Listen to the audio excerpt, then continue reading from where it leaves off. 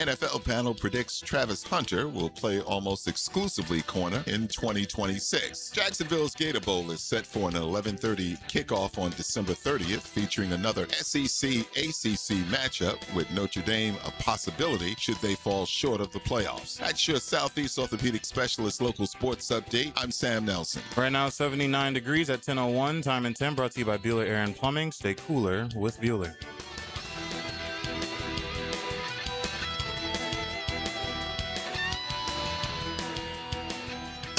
1010XL, presented by Farrah and Farrah, exclusive injury law firm of the Jacksonville Jaguars. When it's game time, Farrah doesn't flinch. Do you feel like the fans know who C-Rod is?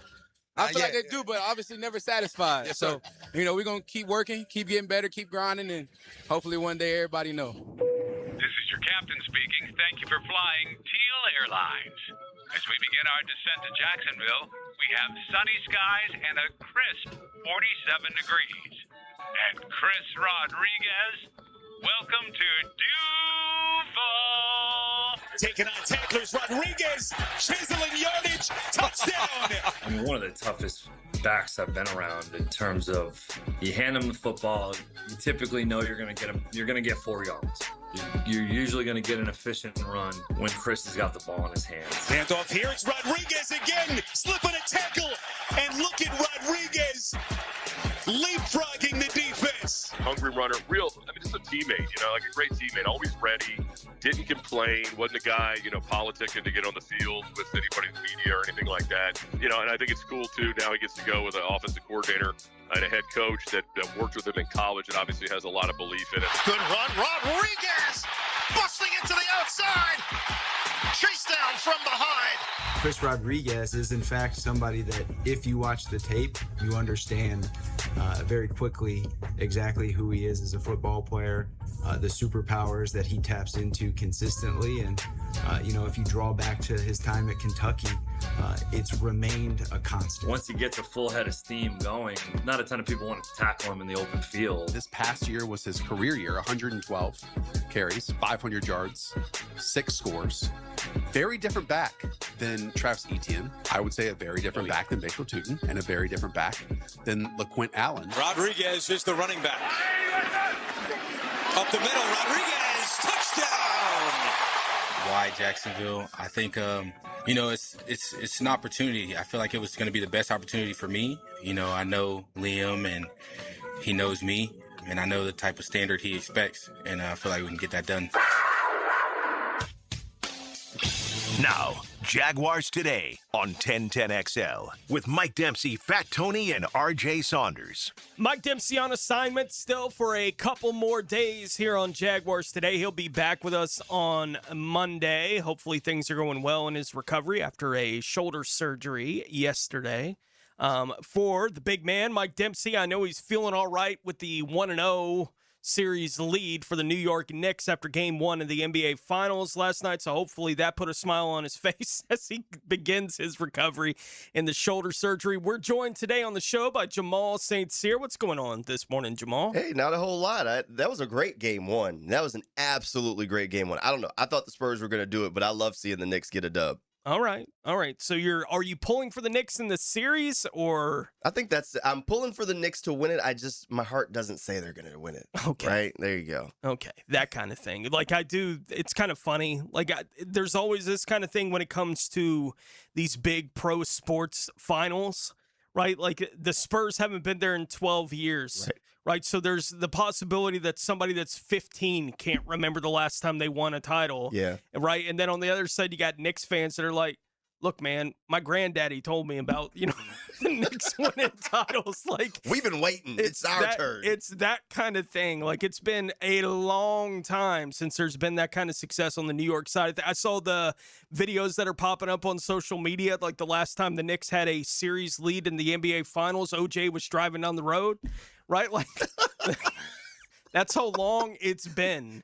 Bring out the Broncos. It's been like that kind of thing with them. We heard Rodriguez there as we were coming in for the program this morning. He's dealing with whatever he's dealing with. We'll see him when he gets back on the field. We don't know when exactly that's going to be. Yeah, that's not great. Right? But just thinking about that a little bit as we get the show started this morning, how ultimately do you think the running back snaps get divided up? Right? Like, whatever picture you think the team has in their head of what that's going to be, right? I think if we asked that kind of question at this time last year, if they actually answered the question, it probably wouldn't be what it turned out to be. Like, I don't think they would have told you. Yeah, I don't think they would have told you Achane's going to be our guy, and we'll sprinkle in the other guys basically in the backfield. Not at this time last year. Okay. Right? So it changed by the time you got into camp. Heck, Tank Bigsby was taking the first snap. That's true. More days than he wasn't. I almost forget about Tank Bigsby at this point. He's like the an first day of afterthought. camp, we didn't know exactly what to expect out of Bashal Tootin. So whatever the picture is now, it's one of the things I love the most about this group. It can change based on whatever happens on the field. But if you were to guess at what you think they imagine it to be right now, the way that they divide up the running back snaps, what do you think that would look like? Right now, is this a healthy Chris Rodriguez or the Chris Rodriguez they got right now? Let's hope and assume that everyone's healthy. Yeah, I'd say right now, if they envisioned it, it's probably a little bit of a 50-50 split between Rodriguez and Tootin. A little sprinkled in LaQuint Allen in there here and there, something to that effect. LaQuint probably a similar role to what he had last year.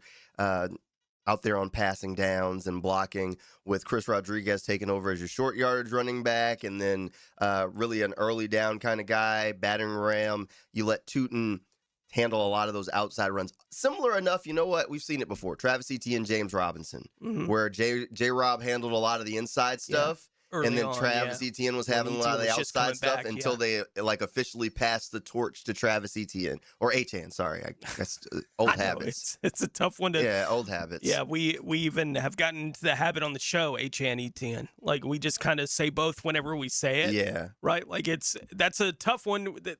He's always been Etienne. With the way that we've referred to him. I said it when he got drafted. I thought from the moment he came into the league, why isn't his name Achane or something that sounds more Cajun? Like, I know he's from there. Like, when he told us it was Etienne, I was like, I don't believe you. Like, when he said it, there was that attitude in my head. It's like, I don't believe you, dude. I know where you're from. No one is saying ETN. They're Louisiana. not saying Achane either. I was in New Orleans like 2 weeks ago, and literally we were talking about Travis Achane while I was down there because all the Saints fans in my family are asking me about him. And I'm like, and they even said, like, nobody down here would say his name like that if we looked at it on paper. I was like, I know. That's the confusing part is, okay, where did we pull this pronunciation from? Yeah, I don't understand. Yeah, if it's always been the family pronunciation, it's all right to let us know, man. Yeah, just go whatever you got. We'll call you whatever you want us to call you. I think my uncle directly said, I think he mispronounced it again. Who would be surprised? RJ Saunders, the NBA Finals are underway. How are you doing, my friend? Good, man. How are you? Like the baseball going on and everything out there in the world. You're trying to convert me into that once the violins and the saxophones start playing and the NBA season's over. So how's baseball looking at this time of year? Well, depends on what bandwagon you want to jump on, my friend. Like, there's always room on the Braves bandwagon, and they're pretty good right now. They only got the best record in baseball. Is that enough for you? Ronald Acuna's only got the most personality maybe in the entirety of Major League Baseball. Does that do anything for you? I mean, I'm still a Dodger, but... Oh, well, then go watch the Dodgers. I don't even care. You're over here trying to sell him, and he's like, yeah, but I've already got a team. I don't even care. You guys are just going to buy all the guys you want. We actually grow our product. Yeah, I don't think that's going to happen anymore. And there's supposed to be a salary cap coming down the pipe? Or are we going to get into a strike? Is that what's happening? The way baseball has worked my entire life, I'm expecting the strike. Like, I'm already in my head going, man, I hope I have a World Series in 2027. Like, I'm so ready for I was thrilled when the Braves were able to respect the legacy of Hank Aaron enough to win the title the year that he had died in that January. And I was so thrilled that they were able to do it for Hank. And that's how I felt about throughout that entire run. It's like, this one's for Hank. Mm-hmm. As a Braves fan, that's what it felt like to me. Well, this one, my friend, I don't know what next year is going to look like, but this one's for Bobby. Right? We just lost Bobby Cox. That's right. I think it would be sweet if the recent championships for the Braves would be to honor Hank Aaron and Bobby Cox. That would be a beautiful, beautiful thing if that's the way that we can end this. It's like Angels in the Outfield, man. Oh, man. You remember that movie? I do. From the 90s? Yeah. I do. I almost There it is. started Come on, flapping RJ. the See, arms. there's a baseball fan in there. Yeah. He's got all that California blood in him. Like, he's got all that going on out there. Our Chad and Sandy real estate question of the day today, asking you to just send us your questions that you may have for Jamal.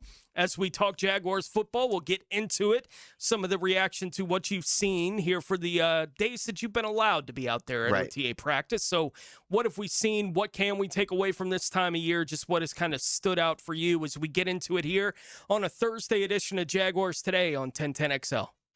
Hey everybody, Mike Dempsey here for my friends at Dandy Foods, locally owned and operated by the Thompson family. That's right, a Duval family since way back in 1956. 70 years of excellence. I've talked about Dandy for a long time now. Enjoy their products for even longer, and so have all the folks in Jacksonville who've tried them. All you got to do is swing into a Dailies, head to the fresh case, and be amazed at the variety. Usually when I go in, you're going to find over 30 different Dandy options, from a full breakfast menu to all the classic sandwiches and subs. Yeah, I tend to get caught right there on the tuna salad. That's my jam. Go find yours. There's plenty to choose from. Whether you just want a quick pick-me-up like a protein pack, maybe a veggie tray, a fruit cup, something easy for on the go, Dandy's got your back, and they're all made with the highest quality ingredients, locally sourced as often as possible. That's right, Dandy's a local company doing it right here on the First Coast. So when you're hungry in Duval, folks, it's pretty simple. Do what I do. Go out and make yours a Dandy, and do it today. Jaguars Today from the Renewal by Anderson Custom Windows and Doors Studios of 1010XL. Radio from another galaxy. Shall I scramble TAC HQ for an intercept? What's its current position? 1010XL. 92.5 FM. I want you to forget what you saw here today. Not everyone is built for a cubicle. At Local 234, apprentices get paid to learn hands-on skills like plumbing, pipe fitting, HVAC, the stuff Jacksonville runs on. No endless lectures, no massive student debt, just hands-on training, real jobs, and real pay. This is how you level up, by doing work that actually matters. Check them out at UA234.com. Proud partner of the Jacksonville Jaguars. Local 234. Make the right connection. Jaguars Today, Thursday, is brought to you by Cannons of Jacksonville. Overheard at the Hard Rock Bet Party. Wait, is that Ronaldinho? Ronaldinho! You think Brazil will win it all this summer? Claro que sí. Can I just say, you're my favorite player, ever. Bet all of soccer's biggest matches this summer on Hard Rock Bet. And keep your cool, in case you run into Ronaldinho. Download the Hard Rock Bet app and back your country. Roll with us. Offered by the Seminole Tribe of Florida. Must be 21 plus and physically present in Florida to wager. Terms and conditions apply. Concerned about your gambling? Call or text 1-833-PLAY-WISE. Champions aren't born. They're built. Follow 1010XL's coverage of organized team activities. Installed by Cash Building Material and Dexafit Jacksonville. Keep the offseason rolling with AA Automotive and 1010XL. Got a cracked windshield? Not only is it dangerous, but did you know it's also illegal? Call Baker Glass. Mack and his crew use the best auto glass in the market, and they accept most insurance. Plus, all new windshields come with a full warranty. From cars, to trucks, to RVs, you can count on Baker Glass to be fast and friendly. Just check out their Google reviews. Come see us at the shop on Casta Avenue, or we can come to you at your home or business. I'm back with Baker Glass. No one treats you better. Indeed presents hires you can't afford to get wrong, like customer service associate at a dry cleaning shop. Yeah, hi. I'm here to pick up my suit. Ah, yes. Here you go. There must be a mistake. This is too small. It shrunk a whole lot. Look on the bright side. Now you have a suit you can give to a child. This is a job for sponsored jobs. This is what happens when you don't sponsor your job on Indeed. Next time, get matched with quality candidates with Indeed sponsored jobs. Visit Indeed.com/hire now and sponsor your job today. When you're hungry, go big, and more importantly, go to Dailies, where they got anything and everything to tantalize your taste buds and fill you up. At Dailies, our barbecue beef brisket sandwich is slow smoked to perfection, tender, juicy, and full of bold flavor. It's the kind of sandwich that truly satisfies. Try the barbecue brisket sandwich at Dailies. Meanwhile, some favorites never go out of style. The Duval sub at Daly's is stacked, loaded, and made with the bold flavor you want in every bite. Fresh ingredients, big taste. It's a local favorite. Grab the Duval sub today at Daly's. Or maybe you just want a delicious chicken sandwich. Some choices just work. The chicken sandwich at Daly's is crispy on the outside, it's juicy on the inside, and it is full of flavor. Perfect for lunch, perfect for dinner, perfect anytime hunger hits. So grab the chicken sandwich today at Daly's. Daly's is made fresh, it's made local, and Daly's is built for big appetites. I'll see you there today. 1010XL, presented by Farah and Farah, exclusive injury law firm of the Jacksonville Jaguars. Focused, fueled, fearless, Farah. Everything you need to know about the Jags. Jaguars Today on 1010XL. Jamal St. Cyr joining us for the program here on this Thursday. You've had the opportunity the last couple weeks to get out for at least a day of OTAs, right? For the Jaguars. We know we're planning on being out there next week on the 10th. Yep. Right, when it's open to the public, right? Gets an opportunity to get out there and see the team on the field for the first time in the 2026 version of whatever the Jaguars are going to wind up being. What have you kind of taken away, or what stood out for you in the opportunities you've had to see the team here for a couple days? You know, it's tough. I'm always really cautious this time of year because there are those guys that in shorts look great. They do all the things, and then it never turns into anything. It feels like they have those off-season superheroes every year. But one of the guys that's turned that off-season superhero into a reality was Parker Washington. And, I mean, I think it's more of the same from Parker. This is the Parker we've seen. At times, he finally got his opportunity to shine on the football field last year, and he basically picked up right where he left off this go-around through the offseason. Parker looks like a guy who's primed for a big season. He's finally going to go into a year knowing what his role is. Like, so this is a completely different opportunity than he's ever had it to this point in his career, and he looks like a guy who's ready for it, honestly. So Parker, more of the same from him. Brian Thomas Jr., I think it's pretty clear they want to get him the football down the football field, which is what people want to see, want to hear. And him and Trevor look like they're as close to on the same page as I've ever seen the two working together. The last time we were out there, the two connected on a couple of plays. And, I mean, he left a couple of the Jags DBs in the dust on some of those routes. So when Brian is effective, Brian is effective in a big-time way. But that you have a handful of those guys that are showing up. You got the Parker Washingtons. Buster Brown had a great interception on a deep throw to Parker Washington. So, I mean, those are the three guys that have really jumped out to me in the 2 times we've had a chance to really get out there. Some of the younger guys really have looked good, too. Bashal Tootin, he's just explosive. When he sticks his foot in the ground and decides to go in a direction, man, he gets there and he gets there quick. It's like he can teleport from one hole to another on the offensive line with just one step. It is absolutely insane. So they definitely got some explosive guys back there, and so even some of the rookies. Parker Hughes, he's more than just a 40-yard dash. He's fast at linebacker out there. I mean, 7th-round pick, but when he decides he wants to go somewhere, he gets there and he gets there quick. Yeah, and I think Parker's at a position where if you get impact from a guy late in the draft class, it's like, yeah, why wouldn't we? Right? Like, I'm not saying that you necessarily expect Parker to have any kind of impact, right? And I think the way that we start all these conversations about OTA stuff is no one's hitting anybody. Yes. Right? Like, it's all just going to be guys running around in a lot of space is basically what you're going to see. You're not going to learn a whole lot about what's going on up front, so you don't know how plays are actually going, most of the time.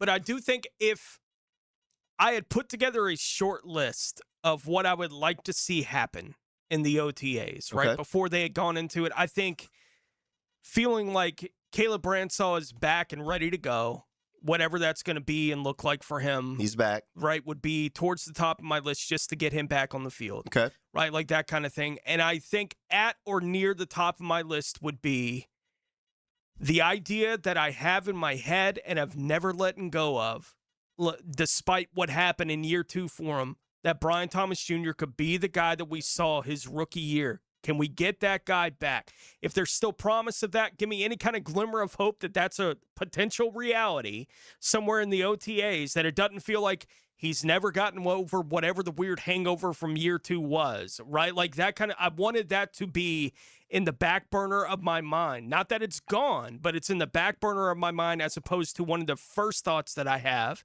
about Brian Thomas Jr. And I think everything we've heard from everyone who's had the opportunity to be out there and see it is Brian looks like he may be back. Yeah. Right, to being exactly what they thought they were getting going from year 1 to year 2. Well, Brian even talked about it a little bit. Like, he feels healthy. He said he's running without pain right now. I mean, he was banged up last year. And honestly, he started getting banged up. I don't remember if it was training camp or if it was mini camp last year where he hits the ground. There's kind of a pause goes over everybody in the crowd. He kind of stays down.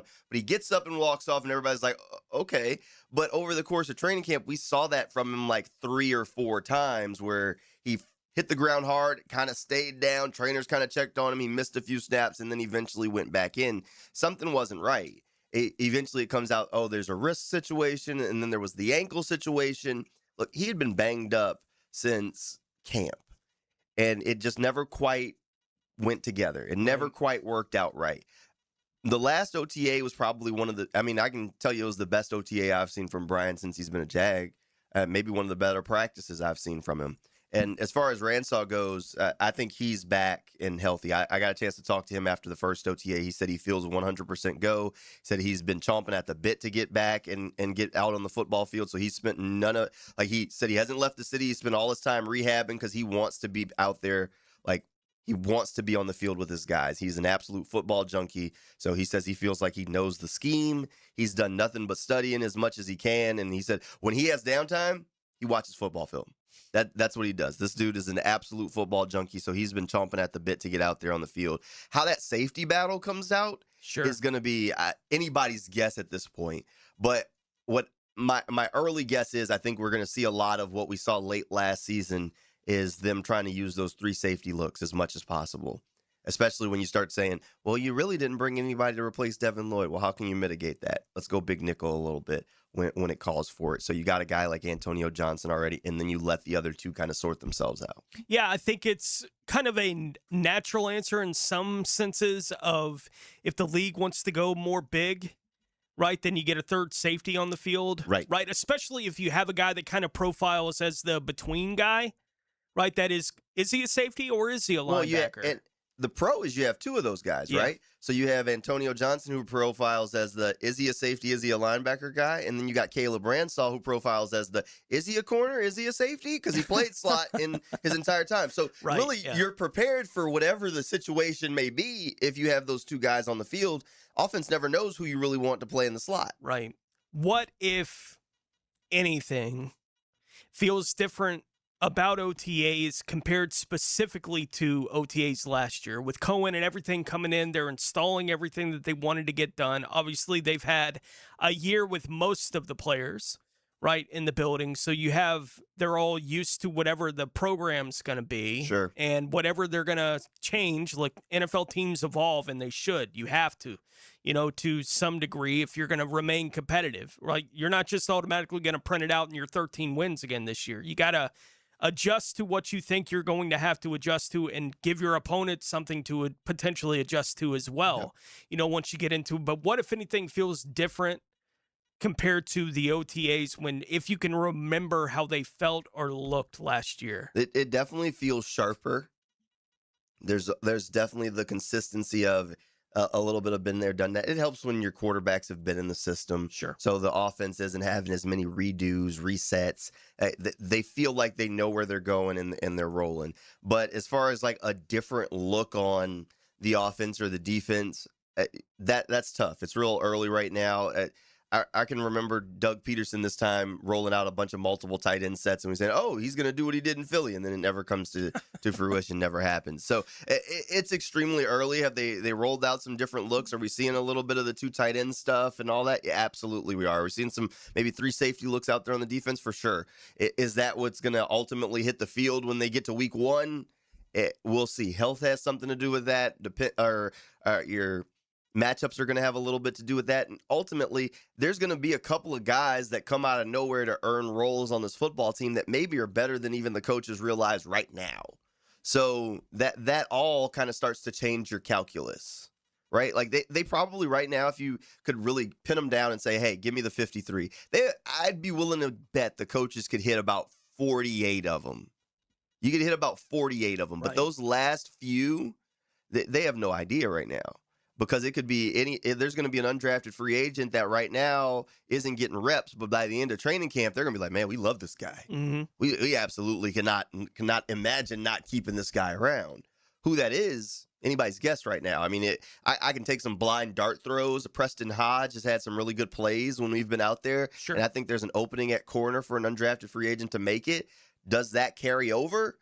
That's yet to be seen. We've seen corners before do this, again, in shorts. Right. Where you show up and you look great in coverage and their hips flip, and then all of a sudden when the pads go on and it's time to hit somebody, things change. Yeah, I think talking about some of the roster decisions that they'll have to make there and knowing that they likely do have an idea, I think you're right. Like 48, 49 of the names that they know are going to be on the roster. Yeah. Right, when everything is said and done. So there's the flexibility's right there at the bottom end of it. And look, guys are going to show whether or not they can give you an impact in special teams or not. Like, that's where you're going to earn that kind of role. Yep. I do look at, say, specifically defensive end, right? So Okay. I look at, when I have these conversations, at least in my own head, I look at Dennis Gardeck and I count him as a linebacker, not an edge. Yes. Right? Like, he plays like an edge when they have him on the field, but I think he's going to be listed as a linebacker when he's on the actual depth chart. Yes. Right? So I think of him as a linebacker, not a defensive end. Got it. Right? Like that kind of thing. So with that being said, we know, obviously, the front two guys with Trayvon Walker and Josh Hines-Allen. How many defensive ends, if you had to guess right now, do you think they put on the 53?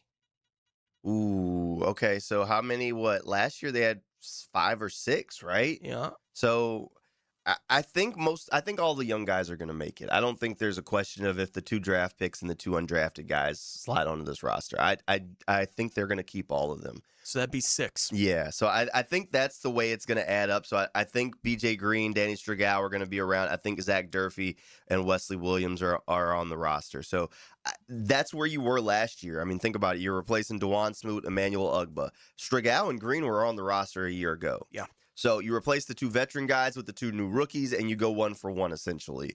And you hope that B.J. Green, Danny Strigau can take a step forward, or that Wesley Williams or Zach Durfee's ready to make an impact. Because honestly, you didn't get a whole lot of juice from the vets last year. No. So can these young guns give you a little bit more of that? By the end of the season, you turn to B.J. Green and Danny Strigau for that juice in that rotation. So I think you're going to it's going to be a really young room.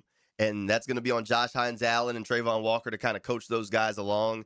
I got a chance to ask Trayvon about, some of those young guys and bringing them along. And he said, hey, look, they're young, they're hungry, and they got to realize that this is the NFL and it's a job. Yeah. And that's going to be the hardest part for a rookie to realize. But you know what? That's kind of part of the game, is where you realize, oh, this isn't just college anymore. This is a little bit of a different level. Now you're a professional. Yeah, it's kind of, I remember him answering that question, earlier this week. And, his answer, talking about like the BJ Green thing specifically, he's like, he's cool to hang out with, right? It's essentially what his answer was. He's cool. I like him in the locker room. He seems to play hard, right? Like that kind of thing. And I think we're all kind of in that headspace with what exactly is going to go on, with the edge group behind the top 2 guys. We know who's leading the parade. I just don't know, what the parade train's going to look like. And actually, I think it'd be interesting if we stick with that a little bit and just talk about maybe some of the expectations in different areas. Let's do it. For some of these guys as we get into it a little bit here this morning. Jamal St. Cyr joining us on Jaguars Today. Mike Dempsey on assignment until Monday as he recovers from a shoulder surgery. So we'll kick around some Jaguars topics as we continue along. You're listening to Jaguars Today on 1010 XL. Jaguars Today for the Renewal by Anderson Custom Windows and Doors Studios.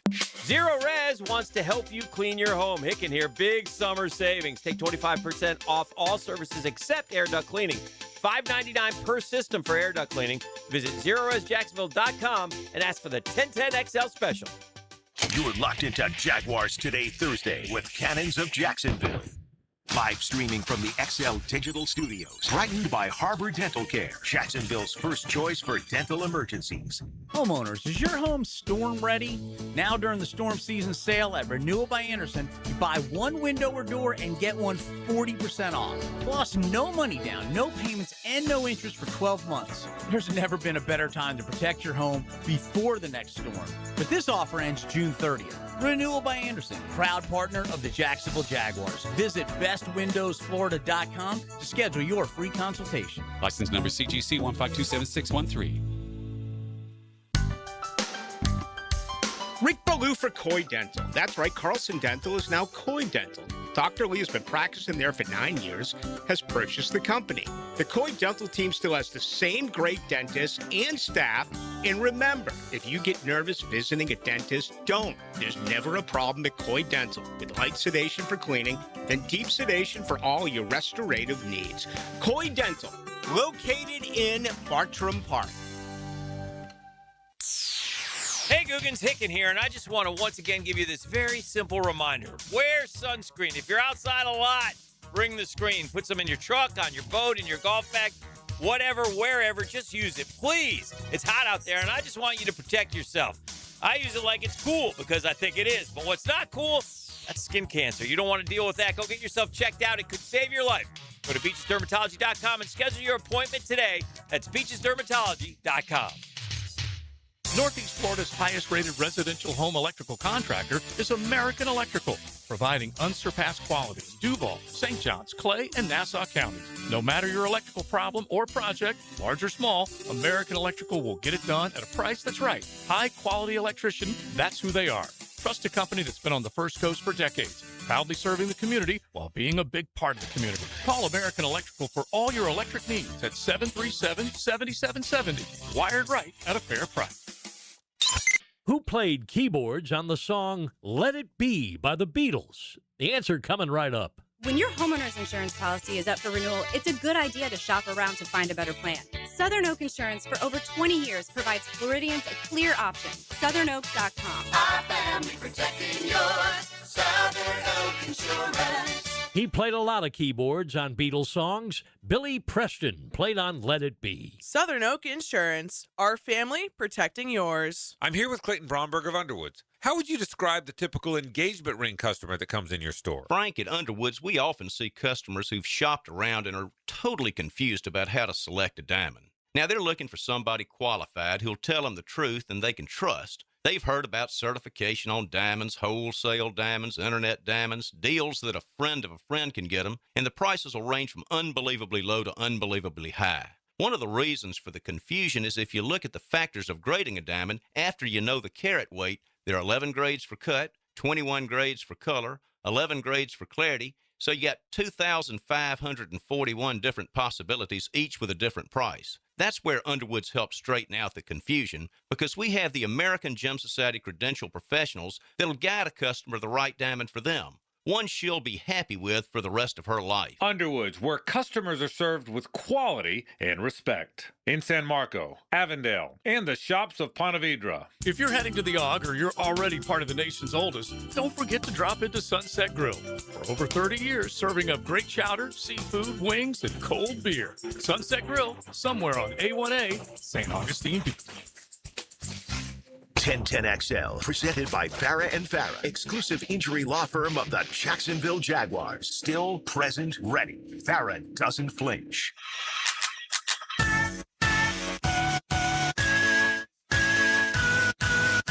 Everything you need to know about the Jags. Jaguars Today on 1010XL.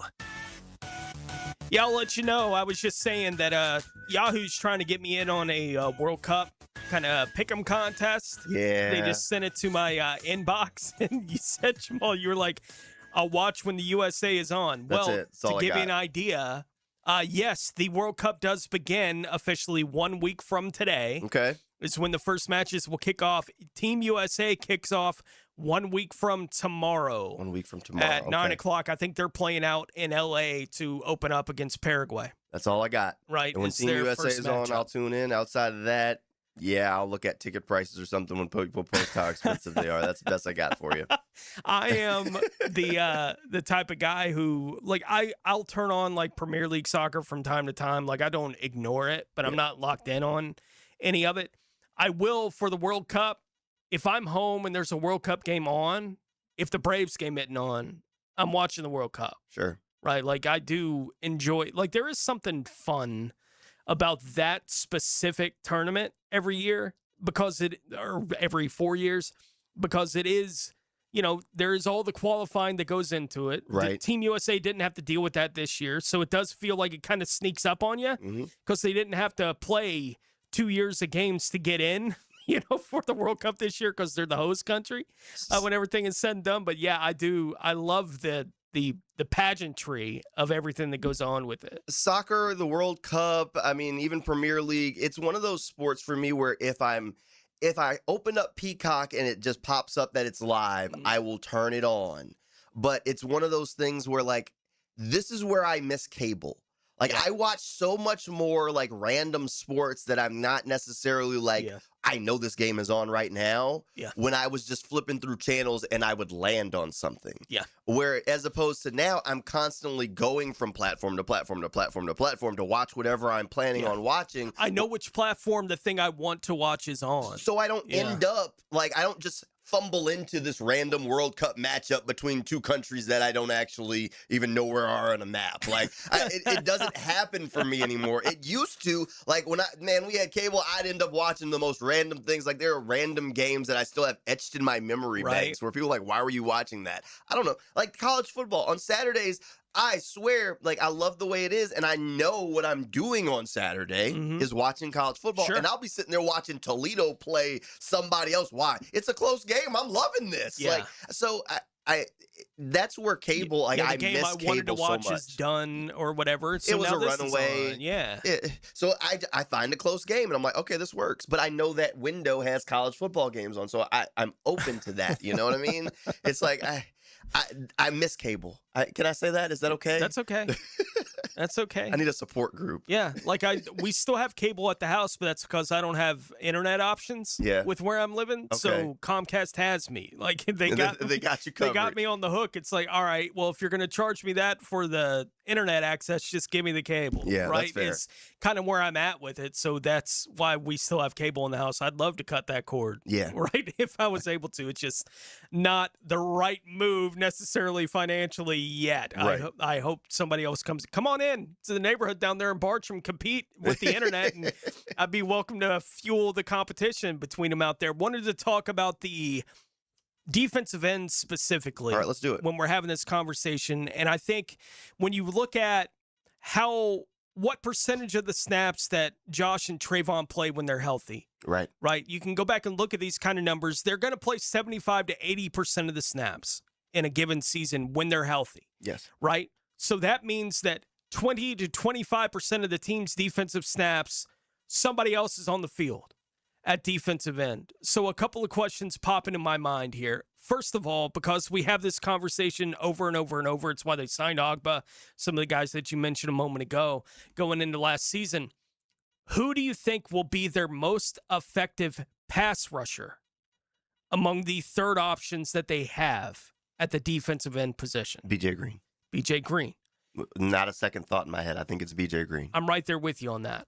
Who gets the most snaps among the defensive ends behind Josh and Trayvon? I think it will get divided up. They got a bunch of options for between the four guys that we've talked about. They'll all get some play, right? Like at some point in games, I think. And I think some of those guys will get a really, really small amount of play. And maybe most of their snaps when they get them will be on special teams, but they'll be available bodies, right? To do different stuff. But who do you think gets the most snaps among the defensive ends behind Josh and Trayvon? I would say it's a competition between two guys, either Danny Strigau or Wesley Williams. Wesley looks the part. He looks the part. The hard part is to evaluate those guys right now. Like, you can only see so much in shorts, not a whole lot of physicality going on.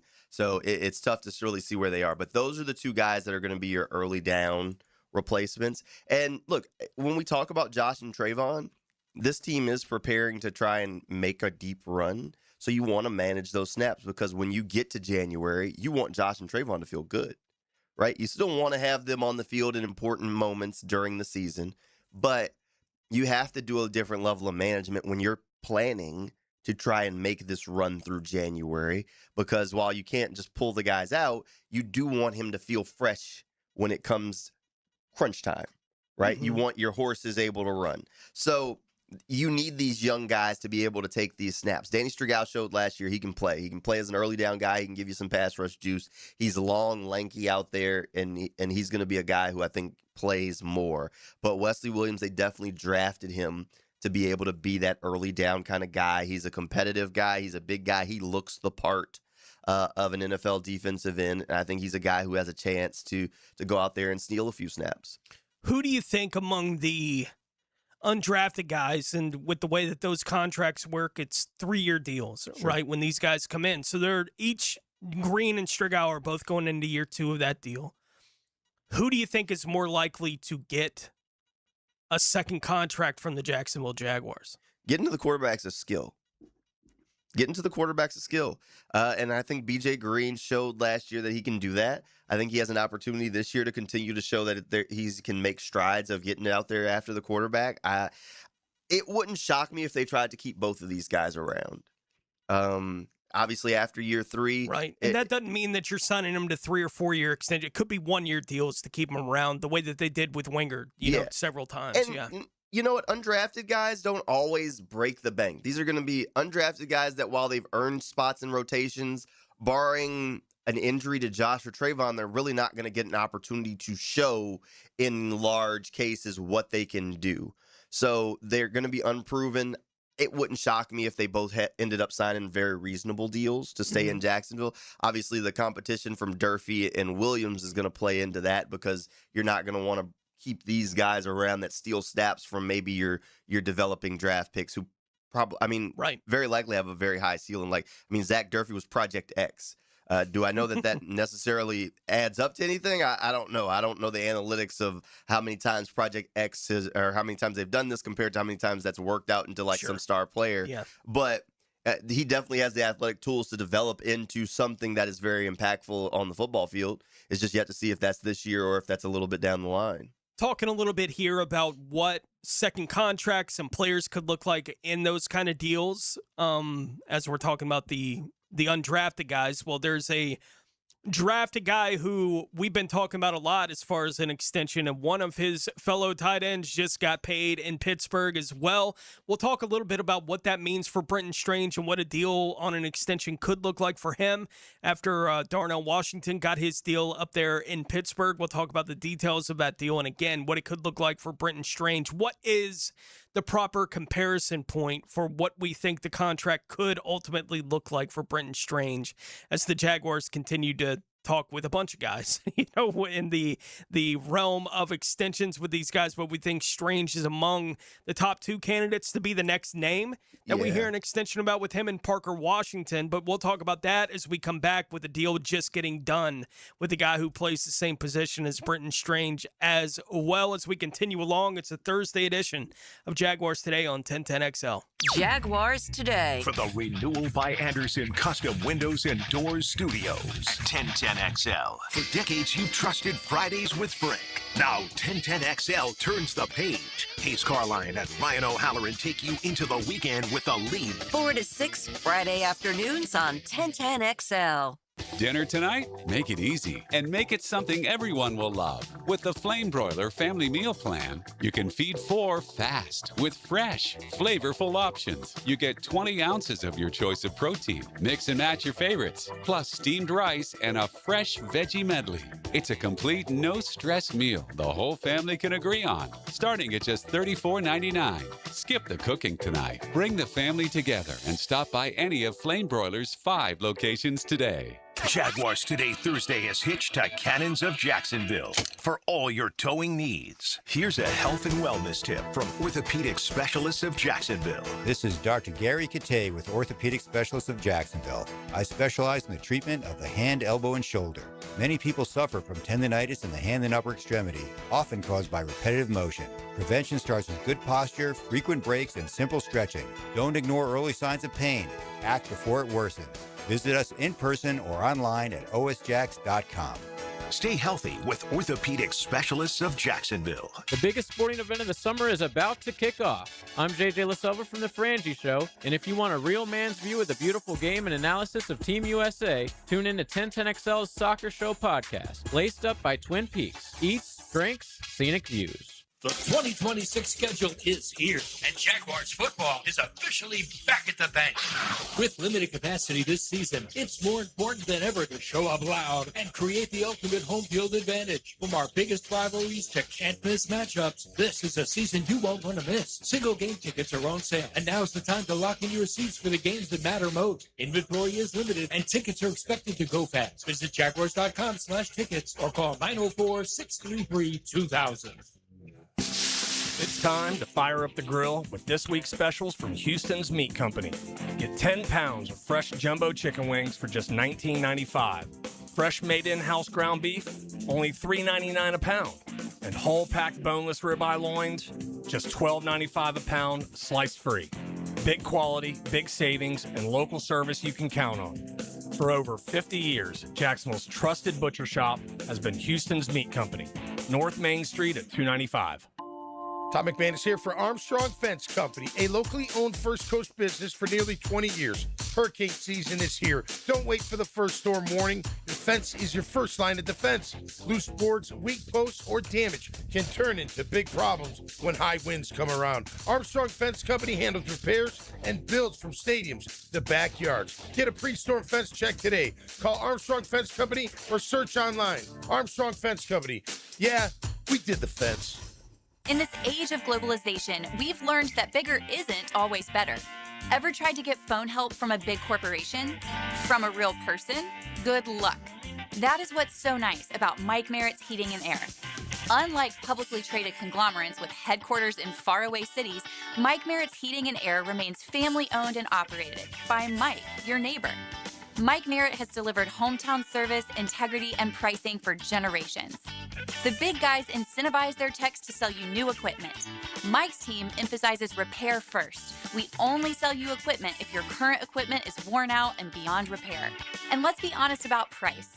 Small operations without much overhead can sometimes lowball your job, but you can't trust just anyone with a truck. They may be here today and gone tomorrow. Mike Merritt has been keeping North Florida cool for more than 3 decades. That's experience and dedication you can count on. Call today or see us on the web. Florida license number CAC 050384. 1010XL, presented by Farah and Farah, exclusive injury law firm of the Jacksonville Jaguars. When it's game time, Farah doesn't flinch. Everything you need to know about the Jags. Jaguars Today on 1010XL. One more tight end contract down. What does that mean for whatever the contract, if it means anything, for the contract of Brenton Strange, right? With the Pittsburgh Steelers getting a deal done with tight end Darnell Washington, 4 years, $42 million. That's $10.5 million a year. That puts him where, like 8th or 9th, somewhere down the list, even lower than that. 1, 2, 3, 4, 5, 6. Probably 11th, right above Evan Ingram. 11, 12, maybe 13th. 12. Yeah, so 13th in average salary among tight ends. Evan Ingram just above him at 11.5. Kelsey getting 12. Freiermuth getting 12.1. Cole Kmet getting 12.5. Jake Ferguson 12.5. Dalton Schultz 12.6. Mark Andrews just over 13. Isaiah Likely, who just got that deal done in New York, 13.3. Kyle Pitts 15 on the franchise tag. TJ Hawkinson 16.5. Trey McBride 19, and then George Kittle at the top of the list at 19.1. What do you think the contract ultimately looks like for Brenton Strange? I think it's going to be above the number we just saw Washington come in it at. It has to be. Right? But if you look at the names that we just went through there and where those numbers are, like, what do you think? What contracts do you think the Jaguars, and it's typically how this business works, you're working off what to figure out exactly what the contract is going to look like here. You're probably around Cole Kmet, Dalton Schultz area. That 12.5 is probably your sweet spot-ish, I'd say. Look, honestly, the Darnell Washington contract, yeah, it doesn't factor in. Sure, I think that shows the value that the league is now placing on tight ends. Washington doesn't have much as far as receiving wise. Last season was his biggest season. He had 364 receiving yards. Yeah, he's an offensive lineman that plays tight end. He is an offensive lineman that plays tight end. He is huge. I think he's supposed to be over 300 pounds at this point. He is massive. So this is a showing of what the league is swinging to. And so you give this guy a contract. He's not going to give you that much in the passing game. He'll give you something, but not a whole lot. But he's going to move people. Brenton Strange is a people mover who still gives you something in the passing game. Last season, his first year really as the tight end, he didn't even play all the entire season, had over 500 yards receiving. Look, Brenton Strange is good. He is good. He's extremely valuable. He is good in the run game. He's good in the passing game. He's going to be paid and compensated. The sweet spot's hard to find. I'd say he's probably going to get more than Mark Andrews, but I'd probably say it's right in that range, somewhere between Dalton Schultz, but probably less than Isaiah Likely. That would probably 12.5 to 13. Yeah, I'd say it's right in there somewhere is probably your sweet spot of where Strange is going to land. We know a couple days ago already this week as well, when we're talking about Parker and what his new deal may look like too, right? We saw Drake London got 35. I'm not saying that Parker's going to be swimming in those waters. Right, necessarily. But again, it's trying to figure out what are you working off of to figure out what you offer a guy like Parker Washington at this point in time. Right, like I don't think he's among the guys that are getting that 30 and above, right? So I don't think you're talking about that kind of range for him. Sure. But where do you think it ultimately lands? Like, what do you think that number is going to be for a guy like Parker? I'd say he ends up Alex Pierce-ish, right? I mean, he's right around 28. So, I mean, I don't think you're that far off from 30. Receivers get money now. The receiver position is heavily compensated. And that's why it just makes a ton of sense for Parker to push all his chips on the table and bet on himself this season and see how far he can push it. Look, it's tough to say you're going to go cash in off a hot streak last year because the numbers aren't going to be right where you want them to be. But he goes in and replicates that this season. Oh, man, I mean, his value soars. His value absolutely shoots through the roof. So I don't think he's going to be that far off from that $30 million mark. Somewhere right there in the upper to mid 20s is probably where he ends up. We know Jacoby wound up at 20. Yep. Right, when the Jags got the extension done with him last season. Right. So you would expect that the number on Parker is going to be above that number. Yeah, you'd think so. I mean, Jacoby's 30. He's not. He does the dirty work at receiver, not the sexy work. Parker, I mean, he exploded last season. I mean, would you say he was their number one guy toward the end of the season? Yeah. All right, so that's. I think that's reasonable, right? Parker showed he could carry that load over a short stretch. If he shows he can do it again, and those guys get paid, man. Those guys get paid, and he's still in his prime. This is only going to be a second contract. Like, it's not going to be cheap to sign Parker. No, and I think we all would have had the idea in our heads going into last year, right? Like, I don't know what the expectation was. Certainly, I don't think whatever expectation anyone had was that Parker would be what he was, like, ultimately last year. I don't think that was necessarily the expectation.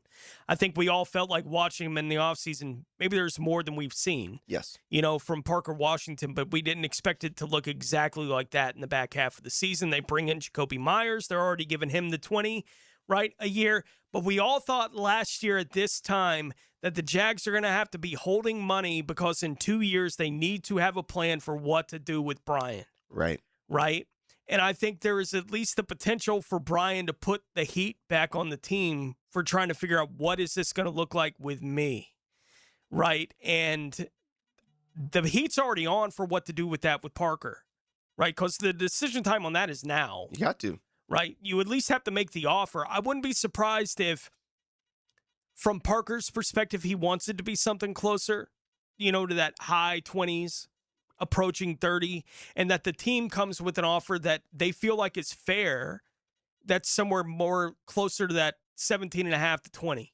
Sure. Right? Like they make that kind of offer to Parker, and is that enough for him to say, I'm not going to gamble this?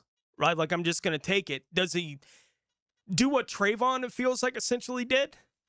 Right? Where I think we all felt like Trayvon in the open market probably gets more than the contract he got. I mean, that's the nature of the open market, right? Yeah. But he wanted, for whatever reason, both sides were very happy to get the deal done now. Yeah. Right? Is Parker going to be a similar thing? I think it's a hard question to answer. You know, how much does Parker just love being in Jacksonville? I don't know. Right? Like, I'm not saying he doesn't want to be in Jacksonville. Like, it's not that kind of thing, but there's all these factors that we don't know anything about. In the end, I always just go to whoever offers him the most money is what's going to sway it. Like, I always assume that's going to be the thing that sways it. And so until you give me a reason to think something else is going to do the job on that kind of thing, I'm going to assume it's all money, right? Like, that's in the end the only thing that matters in these kind of decisions. So I think you can make an offer that would get Parker to sign right now. I'm not sure the Jags are willing to make the offer that would get that kind of thing done. That doesn't mean there can't be a deal done between the two sides. It just may not be as easy, and that would explain why it hadn't gotten done yet, right, between the two sides, because it's not like both don't know, you know, what the end game here is. Right. The Jags want him on a contract. Parker wants money, right? Like, it's figure it out. Yeah, the hometown discount thing, is there something to consistency? Sure. Do some guys buy into that? Absolutely. Are they going to just mortgage what they're worth? Absolutely not. You're going to have to pay them. Here's the hard part, and this is the part that we don't talk about enough when we start saying, okay, well, let's just give Parker and Brent. You can't pay everybody. You can't pay everybody. Right. You have to be selective, because if you pay everybody, then you start running into the situation, and then you can't pay the guy you really want to keep. Is Parker really good? Absolutely. Is Britton Strange really good? Absolutely. Is Antonio Johnson shown that he's taken a next step and he's really good? Absolutely. All three of those guys are free. I don't know if all three of them can be back. Right. So there are going to be tough decisions that have to be made, and you can't just go and say, all right, well, hey, I'm going to give you top of your position money. I'm going to give you top of your position money. I'm going to give you top of your position money, because then you run out of money.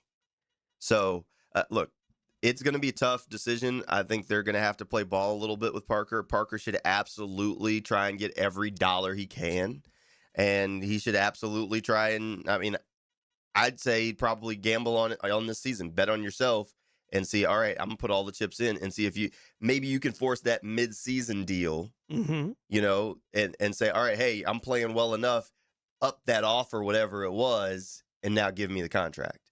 Yeah. And then maybe from a Jaguars perspective, maybe you're halfway through the season and Brian's looking like that guy, right? And so that gives you a little bit of leverage maybe in whatever you're talking to Parker about, you know, as far as what we're going to be willing to pay you. Yep. So from a Jaguars perspective, it's not the end of the world necessarily, even if they don't get a deal done between now and the start of the season. Yep. It's just that we're all kind of waiting for the next one to fall in that regard, and we think it's going to be one of those two guys. Well, and remember this. Look, they've openly said they want to be a draft and develop team. In order to be a draft and develop team, you have to be able to put your draft picks on the field, which means people have to leave. They've also openly talked about playing the comp pick game.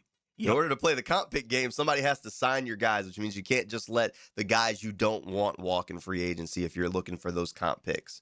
Or at least decent comp picks. Yeah. It's why you do the Trayvon thing.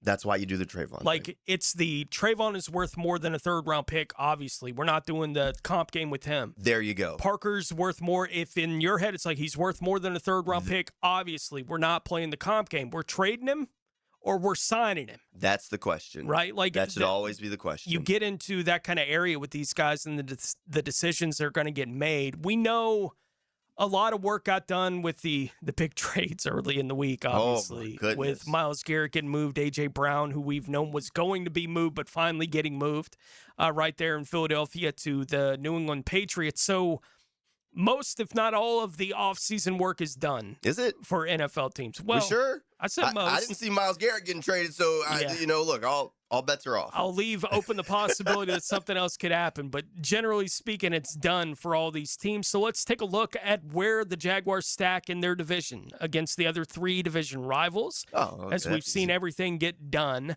here so far in this offseason, and we get ready for the 2026 season. Jamal St. Cyr joining me here for Jaguars Today. Mike Dempsey on assignment. We'll get into hour number 2 when we return on 1010 XL. Jaguars Today. From the Renewal by Anderson Custom Windows and Doors Studios of 1010XL. Sometimes it's good to be the boss. Say hello to your new boss. 1010XL. Home of the Jacksonville Jaguars. WJXL AM Jacksonville Beach. WJXL FM Jacksonville Beach. Hacker here for Cornerstone Interior Solutions. If your AC is working overtime every summer, your insulation may be the problem. Homeowners and builders across Northeast Florida are calling Cornerstone to upgrade to spray foam insulation. It seals homes, crawl spaces, garages, blocking in cool air and blocking out heat. So your home stays cooler, your system runs easier, and your energy bills stay under control. Don't wait for peak heat. Visit CornerstoneInteriorSolutions.com. Jaguars Today Thursday is towed by Cannons of Jacksonville. Hi, I'm Sean Monahan from Monahan Jewelers in Atlantic Beach. Since 1977, we've been Jacksonville's local family jeweler with a beautiful selection of fine jewelry and certified diamonds. But we're also Jacksonville's leading buyer of gold, silver, and diamonds from the public. Gold has recently hit an all-time high at over $5,000 per ounce, and silver is over $100 per ounce. Pay bills, buy something fun. Now is the time to sell your gold and silver for cash and get top dollar, or trade it in for a new piece and get even more at Monahan Jewelers in Atlantic Beach. Keep an eye and an ear out for Johnny O. I'm listening. Catch the man who knows Jacksonville football, John Osher. Are you sure? Weekdays on 1010XL. Served up by Twin Peaks. Eats, drinks, scenic views. Hi, folks. Frank Frangie for the farm at Okefenokee. My wife and I and a bunch of friends just got back from the farm, and we had an incredible experience. We toured the regenerative farm, as well as the beautiful handcrafted cabins, and were treated to a fantastic farm-to-table dinner created by Congreve and Penn. Man, was it good. Well, you can learn more at okefarm.com. That's okefarm.com. And even hear my interview with farm co-founder Doug Davis to learn even more about this amazing property. That's okefarm.com.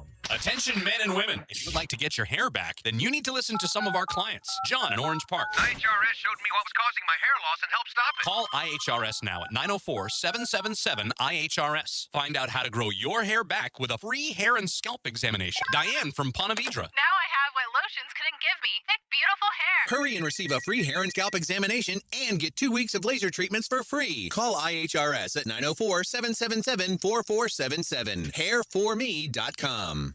Blue here for the Blue Crab House, located right off of San Jose. It's on Jewington Creek Road. They've been around since 1996. Indoor-outdoor dining. Also, takeout is available at the Blue Crab House. Open 4:30 to 9, Tuesday through Saturday. Sunday, noon until 9. Remember, Tuesday, $2 margaritas. Wednesday, $1 oyster night. How about the blue crabs? How about my personal favorite, the Canadian snow crabs? Whatever it is that you fancy, you get it right there. The Blue Crab House.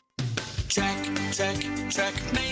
I'm Brendan Cecilia, founder of Checkmate Coatings. And I'm Chester, Checkmate mascot and cultural ambassador. Summer is a perfect time to have your garage floor coating installed. With our chemicals drying even faster in the warmer weather, it's a busy time for us, but we can still keep our prices surprisingly affordable. And with 0% financing available, you can enjoy your floor now and pay for it later.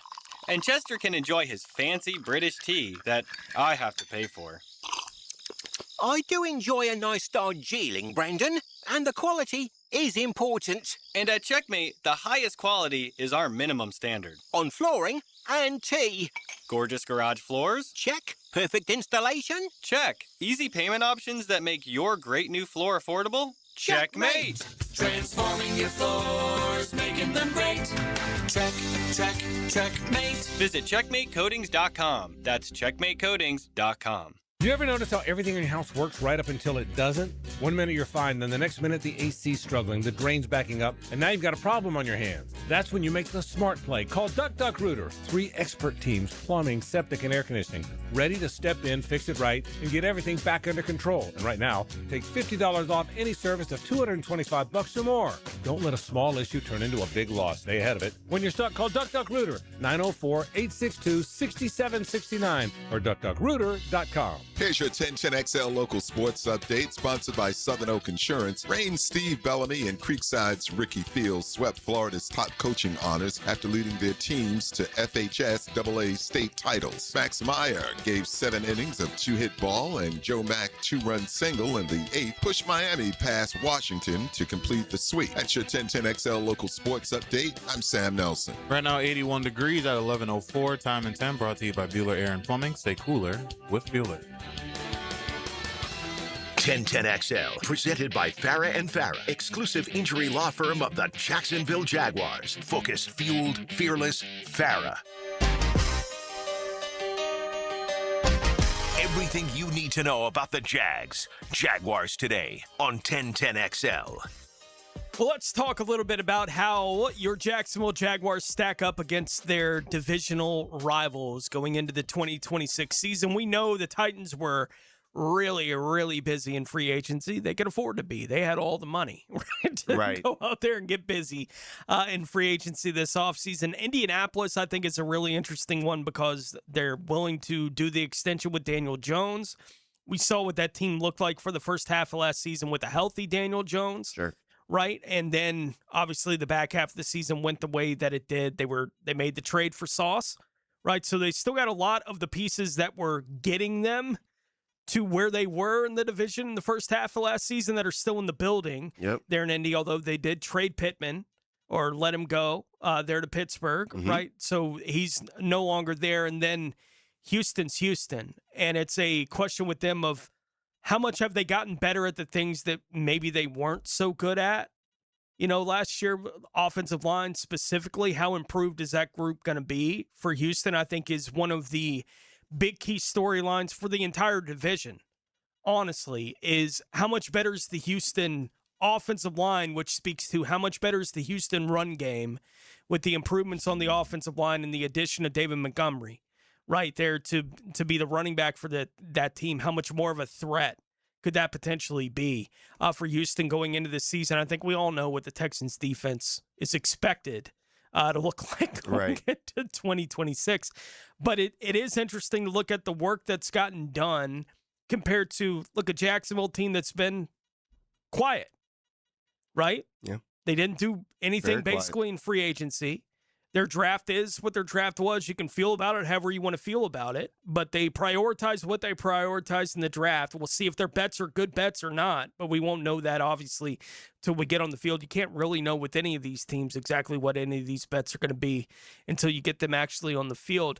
I think it's fair to look at the division going into the season and see it primarily as a 2-horse race, although with everything that I just said about the Colts, I don't think they're done, making noise necessarily in this season. I think it's a question of, is Daniel Jones going to be completely healthy or not? That's the question. Right, for that football team. But if he is, then I think it is a 3-horse race in the AFC South to go win the division. It's just that's a big question mark at the position where you'd really feel comfortable if you had no questions.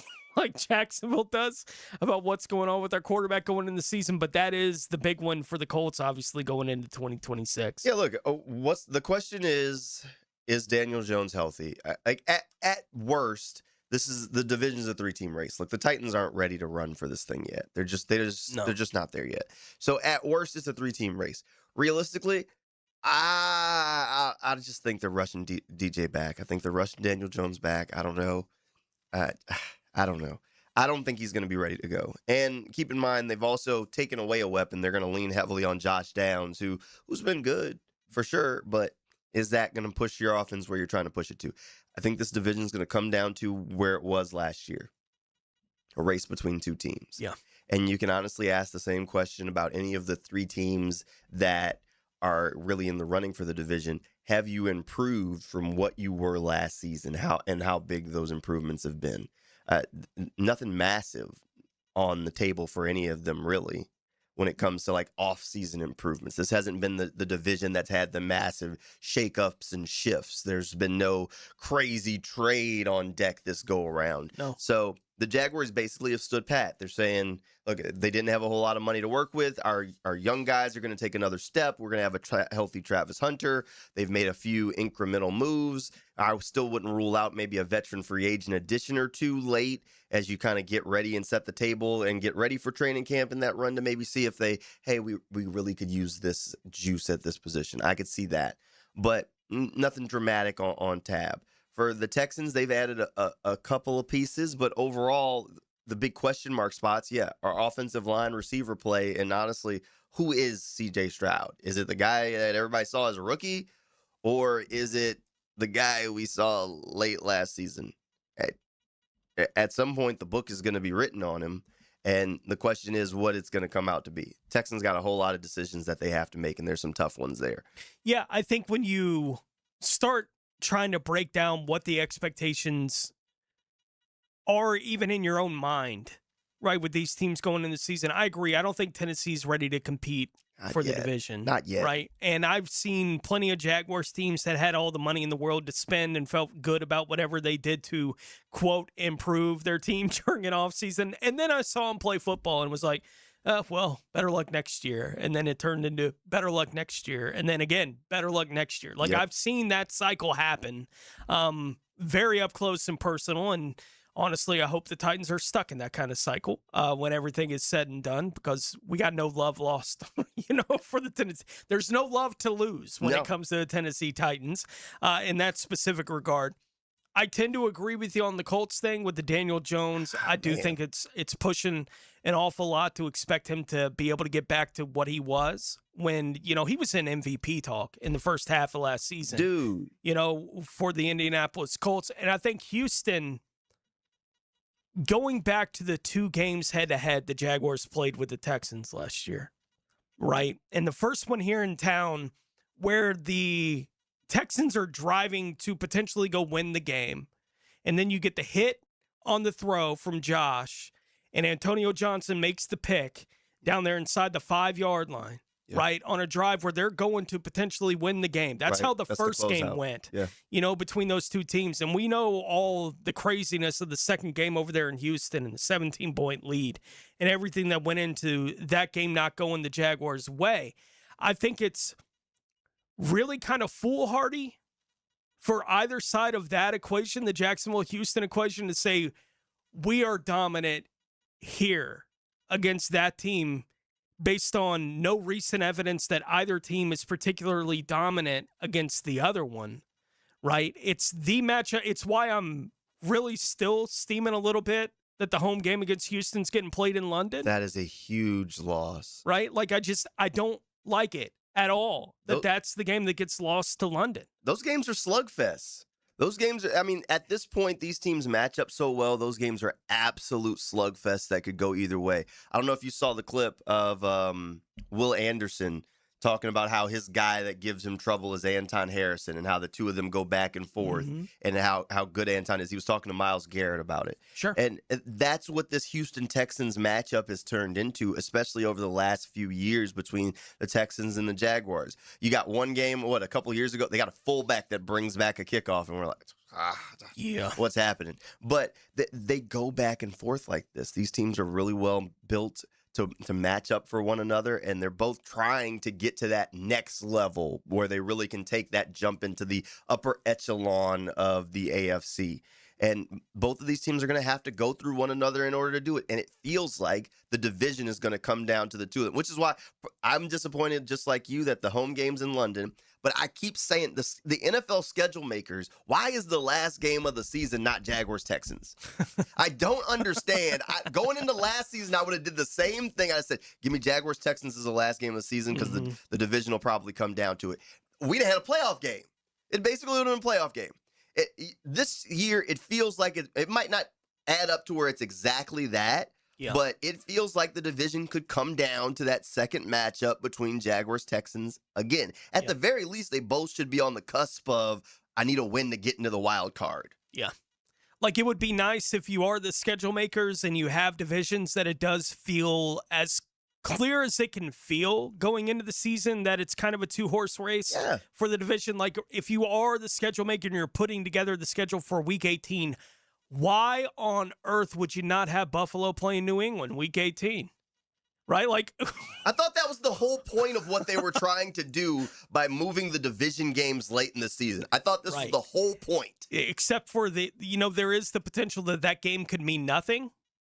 Right? Like in Week 18, like it could mean everything, like really everything, or it could mean absolutely nothing. It absolutely could. For either of those teams, because playoff seeding, it's all worked out. They've already won the division. Like, it's that the Week 18 is a complicated week. Like, and I understand it from a league perspective, but yeah, it would have been more fun if we were looking at that at least as the button we're putting on this season potentially is at Houston, right? Like, okay. Let's get ready for that ride, going through the whole season. It just seems like a no-brainer over the past couple of years and eventually I feel like they're going to be like 2 years too late. They'll make the swing and then we're going to be like, it's not that anymore. Mm-hmm. This isn't what we were looking for. It's not that anymore. PFF, I saw over the weekend, I think, put up an article that was talking about the players most likely to be first-time All-Pros. Now, on the short, I think it was a 10-person list. They didn't have any Jaguars listed. Okay. But we can kick it around. We're not limited to just talking about And we don't like I don't like PFF anyway. They lay it off all their guys, forget PFF. Yeah, so their list sucks. Spend a few minutes. We'll talk about who the Jaguars' best candidates are to be first-time All-Pros on the football team, which, by the way, that would take your punter out of it. That would take your long snapper out of it, obviously, for the football team. But everyone else is still on the table. Fair game. Has not been named to an all-pro team left. So we'll talk about that as we continue along. It's a Thursday edition of Jaguars Today on 1010XL. Jaguars Today. You're at the home of the Jaguars in the Renewal by Anderson Custom Windows and Doors Studios. Superior products, exceptional service. The home of the home team you grew up with. And what a pleasure it must be to play quarterback for the Jaguars, to have this kind of talent on both sides of the ball. 1010XL. Hey, Hicken here, folks. It's happening. It is happening. We're going fairway lush and green at the Hicken household for, topdressing.com. Treated my yard, and I'm telling you guys, another company cannot do what they do. They have the custom equipment, that secret mix. You can't buy it in the store. Heck, it takes a year to make. With topdressing.com, you're amending your soil, and it's thriving. Make your neighbors jealous. Get to topdressing.com today or call 888-850-1850 for your free estimate. Jaguars Today, Thursday. Brought to you by Cannons of Jacksonville. Make Capital Glass and Shower Doors your premier choice for top-quality glass solutions. With over 40 years of expertise, their team specializes in commercial and residential projects. From elegant shower doors to modern frameless enclosures, they've got you covered. But that's not all. They also offer glass railing systems, glass wine cabinets, and much more. For unmatched quality and service, choose Capital Glass and Shower Doors. Your vision, their expertise. Visit online at capcoglass.com. His name is John Osher. I know, right? If the stadium walls could talk, Johnny O would know. All we're trying to say is... Listen for Jacksonville's senior writer weekdays on 1010XL. Served up by Twin Peaks. Prosser here. Get those boats ready. The Dailies Old School Kingfish Shootout presented by Yellowfin is almost here. Coming up Saturday, June 13th. Just go to oldschoolkingfish.com to find out more. The grand prize, a 21-foot Yellowfin hybrid boat worth $130,000. And with limited boundaries, no live bait buying, and no checkout, it's seriously old school fishing. That's why we call it the Old School Kingfish Tournament. Here's how you do it. Go online, sign up. You become part of what's always a terrific tournament. It's Old School Kingfish Shootout. oldschoolkingfish.com.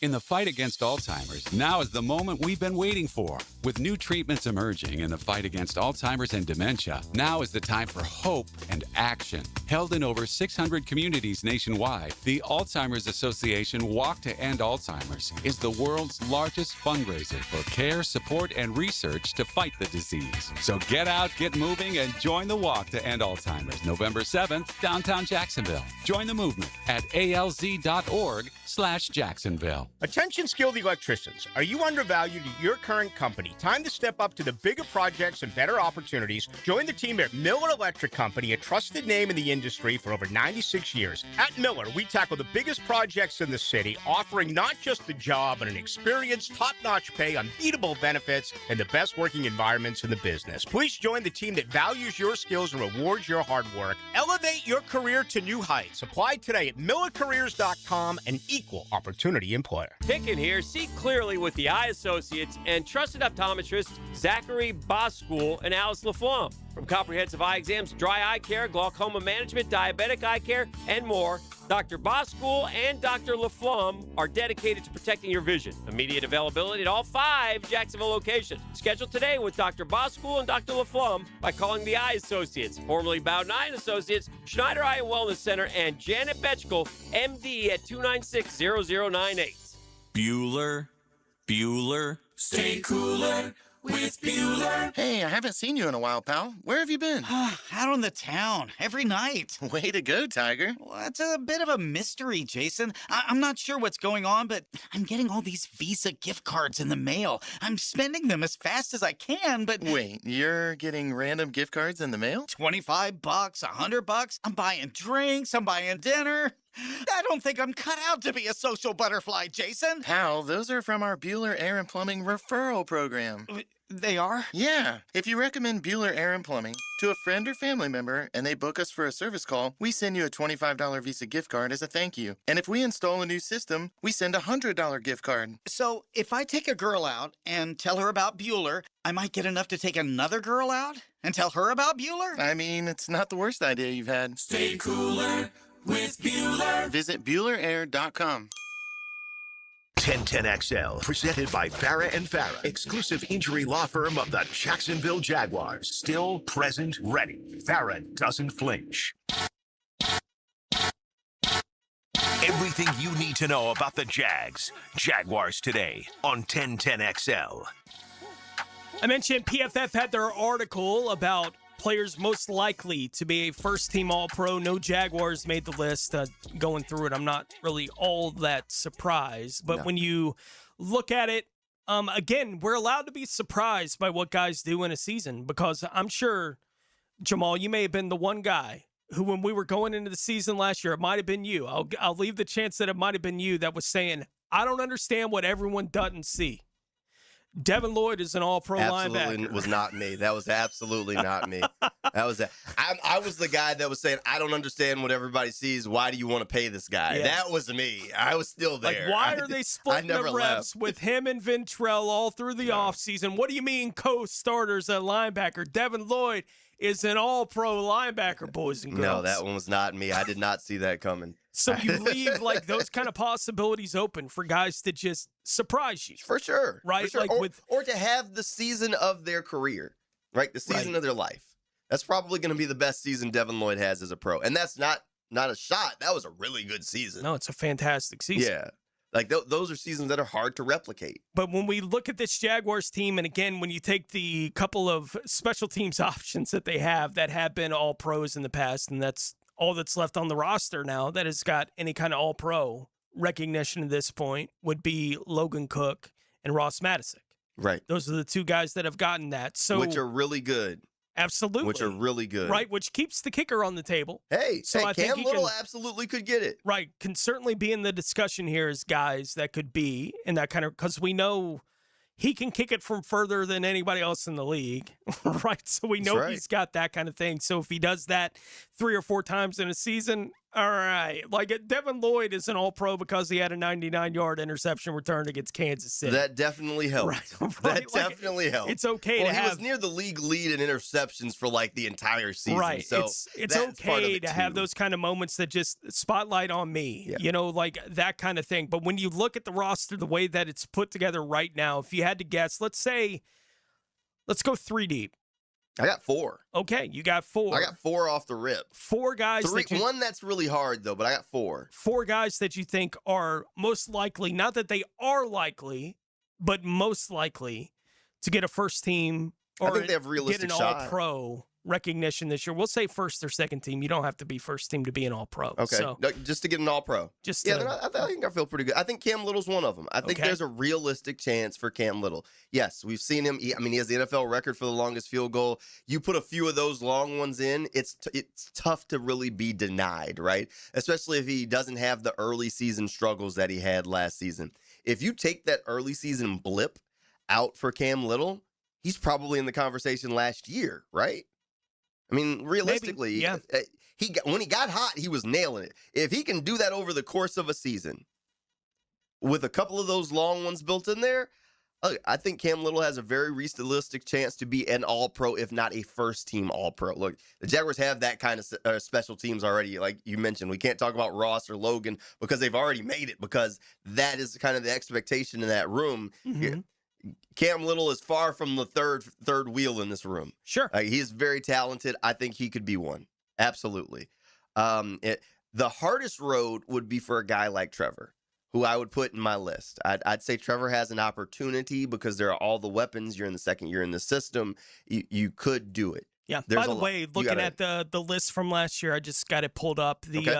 Cam Little was third among kickers last year in the All-Pro voting. So the top two with Richard in Minnesota and Brandon Aubrey in Dallas. Those are the first and second team guys, but Cam was the third guy. So with not 9 far votes. off. Yeah. So not 9 far off. first place votes. He was really close. He was really close. Really close. So yeah, I think that's the most realistic one on the roster to be a first-time All-Pro is Cam Little. That's the most realistic.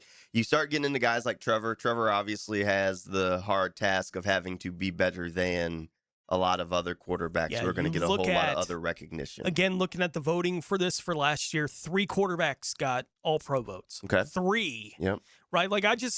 I told you that Cam Little was third. He was third on a list. I think it was 9 or 10 kickers that got votes last year in the All-Pro kicking. There were 3 quarterbacks that got All-Pro votes last year. Matthew Stafford, who won, he was the first team All-Pro and the MVP. Drake May, Josh Allen. Yep. That's the list. Right? And I think this, to me, is very much like the MVP discussion at the quarterback position specifically.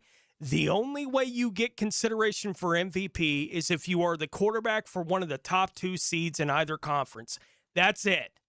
Right? Like, you can talk about the guys that you think are in that list as you're going into the season, but once you get into it and get towards the end of it, it's going to be one of the quarterbacks for one of the top 2 seeds in either conference is going to be the league MVP year to year. Absolutely. So is Trevor Lawrence due for that kind of season? I don't think that's a definite no. Hey, he got MVP votes last season. I mean, he was considered a finalist for the MVP position, and he really didn't turn the corner until after, the Cardinals game last year? Yep.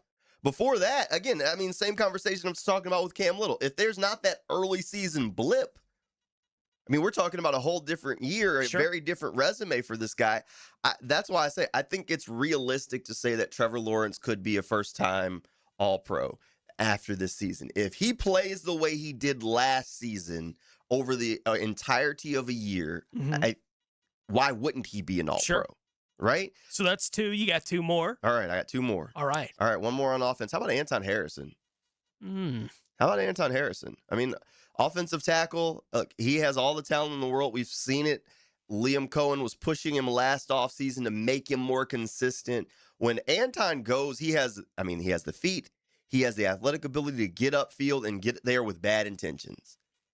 He could absolutely be a guy who takes that step and has a Devin Lloyd type of season out of nowhere. You got to look at guys at a position of opportunity who have all the tools to do it. I think Anton's one of those guys. Yeah, I think you look at the list of the All-Pro right tackles last year too, and it creates, what are you competing against? Thank you. Right? Like, in reality, what are you competing against? I don't think that anything Anton could do this year would get him on the level of recognition that Penei Sewell already has. Right. Right? There in Detroit, he was the first team All-Pro. He's the guy, right? But the second team All-Pro last year, and again, this is where the vote gets really divided up, Darnell Wright in Chicago. Yep. Do I think Anton could have that kind of impact? Probably. I think offensive line is difficult to see it. Yeah. Right? And so it's going to be, again, I think the team, for Anton to get to that kind of thing, Based on team it's success. because Trevor Lawrence is an all-pro quarterback and an MVP candidate. Well, right? a lot like of it gets this a is, lot of right? people recognition. Yeah. I mean, a lot of this is tied to that. I mean, that's where the votes come from. They're like, well, this team is successful, but why? Right? I mean, it's no secret that the teams with the best record generally have the most all-pro voters. Now, Pro Bowl is a whole different ballgame because that's fan voted, and at this point, who knows what's happening there. But we'll see. Look, I think Anton has an opportunity. Last guy I'll throw out, how about Travis Hunter at corner? Look, his superpower is ball skills, right? If he can go out there and get a handful of interceptions, which is fully reasonable, all of a sudden those votes start coming together really quickly.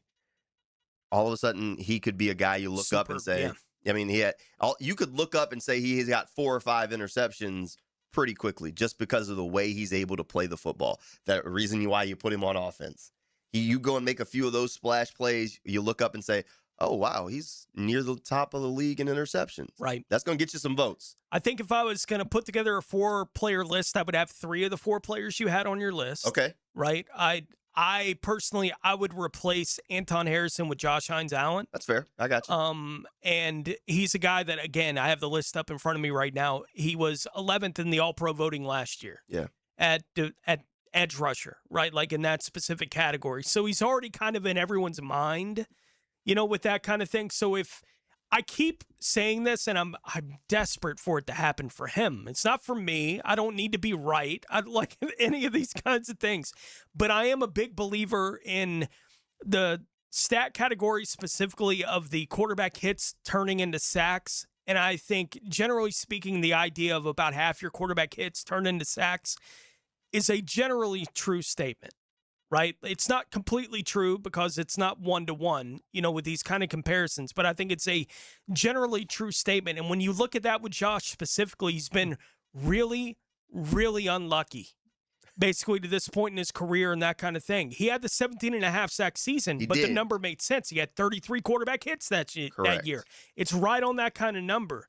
I think Josh is a guy that I expect is going to be a 25 to 30 quarterback hit guy, which generally means he's going to be a 12 to 15 sack guy, right? Like that's the kind of impact he's having on a down-to-down basis. But what I want for him is for it to be a bounce-back year where he has a 25 hit season that results in 17 or 18 sacks, or he has a 30 quarterback hit season that results in 22, right? Like I want him to have the season that gets it back to being more towards what that number really should look like in my mind for him. I don't know if there's a guy on this roster that I would be happier for to see win Defensive Player of the Year than Josh Hines-Allen. Like I mean, he wants that. He's been that sort of impactful. Like he does things that don't show up in the box score. He makes plays that impact the football game. You mentioned quarterback hits, quarterback pressures, all of that stuff impacting the quarterback, getting the football out, that matters. And he does that on a consistent basis. He doesn't always get the credit because over the past couple of years, maybe the sack numbers haven't been as gaudy as some of the other guys around. But he has absolutely been one of the top at his position consistently from the way he impacts the football game. And you can see with the way the Jaguars have approached it that they didn't approach, we have to change the defensive line to improve the sack numbers. They looked at it and said, we need to improve in the secondary a little bit. If we can improve in the secondary, if we can get Travis Hunter to play a little bit more corner and we stay in coverage just a second longer, we keep those guys covered. We know our guy hits the quarterback. Yeah. He's that off. Okay, so is it the defensive line needs to get there quicker, or is it the secondary needs to keep that guy covered, keep that window closed for just that much longer? Yeah. And it's clearly that's the way the Jaguars have moved. Hey, if our secondary, if Buster and Travis Hunter at corner can help keep those guys covered up that much longer, if the speed we add at safety, if adding a guy like Jalen Husky, who has a history of getting his hands on the football, makes the quarterback think, oh, wait, that guy couldn't go make this play, and double clutch just that extra second. Does that turn into a turnover or does that turn into a sack?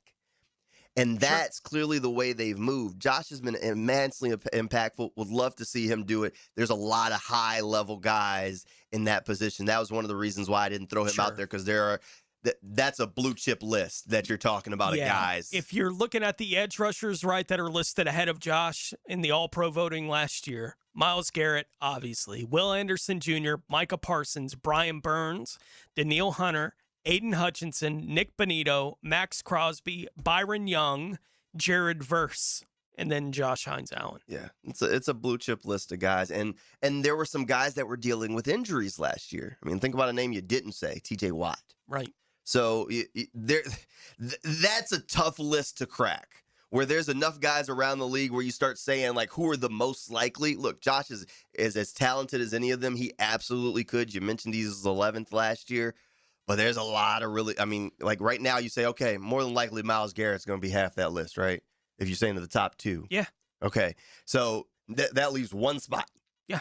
And it's not like Will Anderson's a dud. Yeah. Yeah, that's so that's a tough list to crack. All right. That one's tough. No doubt. I mean, from that same argument, you'd have to have that kind of season. You'd have to have the guy, he hit the quarterback 35 times and 23 of them resulted in sacks. Yeah. I could make a similar argument for Trayvon Walker having an opportunity. Okay. I mean, you talk about a guy the past 2 years when he was healthy, double-digit 10-sack seasons. He did. And then last season, he looked better than he looked those seasons, and then injuries played a role. All right, you say you get him back healthy. The secondary's improved. They cover a little bit longer. Defenses are worried about the impact of Josh Hines-Allen. Does that leave Trayvon a space where he goes and is able to just wreck shop? That'd be fun. And go, because both of them have all of the tools in the world to be a first-team All-Pro guy. Without a doubt. If you build them in a lab, it looks like Trayvon or Josh. Mm-hmm. That's that simple. Yeah. Just don't have that first team All-Pro production yet, outside of one season from Josh. That's right. it. Like, that's what we've seen from those two guys to this point. Got to take a look around the rest of the National Football League. There's some newsy stuff going on around the league, including a 49ers wide receiver getting busted for taking his own video. That story cracks me up in a serious way. We'll get into some of that when we return. You're listening to Jaguars Today on 1010XL. Jaguars Today. From the Renewal by Anderson Custom Windows and Doors Studios of 1010XL. It's like hearing the ice cream truck in your neighborhood. I'm your ice cream man. Stop me when I'm passing by. 1010XL. On my mind, I'm your ice cream man. Stop me when I'm passing by. Your sports talk. Ice cream See, man. now all my flavors are guaranteed to satisfy. Hi, this is Dale Murray with Murray Automotive Group in Stark and Kingsland. Save yourself from those big city dealers and their fast-talking mumbo-jumbo. No matter what your automotive need is, we've got you covered. Ford, Chrysler, Dodge, Jeep, Ram, and nobody beats our prices. I mean nobody. Shazam! Plus our exclusive 15-year, 150,000-mile warranty included on every qualified vehicle. And we'll trade anything from high heels to wagon wheels. Compare our prices online at ShazamAuto.com. Then come see me, Dale Murray. I'll be waiting for you. Shazam! You're locked in to Jaguars Today Thursday with Cannons of Jacksonville. It's Men's Health Month, and Ackerman Urology reminds you that early detection matters for prostate health. If you're over 40, now's the time to get checked. 1 in 8 men will be diagnosed with prostate cancer in their lifetime. So don't wait. Visit AckermanUrology.com. Hey, it's Travis from Cannons of Jacks. Thank you for trusting us for 55 years of custom welding fabrication and vehicle towing accessories. When you need a trailer hitch for the family car, a gooseneck for the company truck, or even RV towing options, call us at Cannons. We can do a bumper hitch, fifth wheel hitch, anything for safe, reliable towing. Come to Cannons of Jacks, where service is our #1 priority and we treat our customers as we like to be treated. Check us out online, cannonsofjacks.com. If you own or manage a commercial property or HOA, one backup can quickly turn into a flooded parking lot and costly damage. Duck Rooter's VACCon team brings the equipment and experience to get the job done right. Right now, get $250 off VACCon service and make sure your storm drains are ready for heavy rain. Keep water moving where it should, away from your property. When you're stuck, call the duck. 904-862-6769. Hey Jacksonville, this is Lauren Brooks. Here's something I love. Big Cheap Tire actually rewards you for taking care of your car. When you buy tires, you're automatically part of their Extra Mile program. You'll get $10 off every oil change, free tire rotations, free air checks, and more every time you go in. It's simple, honest savings from a family-owned shop that puts customers first. Call 904-932-0950 or visit WeKeepJacksRollin.com. It's one less thing to worry about. Ready to put your dream car in drive? Get solid rates for the road ahead when you finance with First Florida Credit Union. Enjoy competitive low rates, up to 90 days of no payments, and budget-friendly protection plans. Whether you're buying a vehicle or refinancing, stop by a branch or apply online at firstflorida.org/auto loans. Membership eligibility required. Interest accrues during loan payment deferral period. Federally insured by NCUA. Visit firstflorida.org/auto loans. Hey, it's Tony from Tony D's New York Pizza. If dinner seems expensive, come grab a pizza that's hot, fresh, and affordable. Feed the whole family without spending a ton. Tony D's New York Pizza. Easy, quick, and always a good call. Let's go! Looking for an exciting, fun-filled evening the whole group can enjoy? Discover the thrill of Sharks football. It's fast-paced, action-packed, and full of family fun. This week, it's Christmas in June. Be one of the first 2,000 fans and receive a free hat, courtesy of Fat Cat Tattoo. Get out of the heat and into the arena. This Saturday, June 6th. Kickoff, 7 o'clock, and tickets start at just $15. Wear your favorite ugly sweater, Santa hat, or any holiday gear you can find. Let's sing some carols, have some fun, and watch some exciting Sharks football. Bring the whole crew and try our family pack. Get 4 tickets and $50 in food or merchandise vouchers for only $100. Join us on the field after the game for our free autograph session, sponsored by Flight Adventure Park. Tickets start at just $15. To get yours, call 904-621-0700. That's 621-0700. Sharks football, where memories are made. Go Sharks! 1010XL, presented by Farah and Farah, exclusive injury law firm of the Jacksonville Jaguars. When it's team time, Farah doesn't flinch. Now, the Monahan's golden moment. Monahan Jewelers in Atlantic Beach, your local family jewelers. I got to say, for me, the golden moment is that a couple days in a row, I had John Shipley in with me for the show yesterday, and I've asked him and you, Jamal, about kind of y'all's reactions to what you've seen out there at OTA practices. And I've been so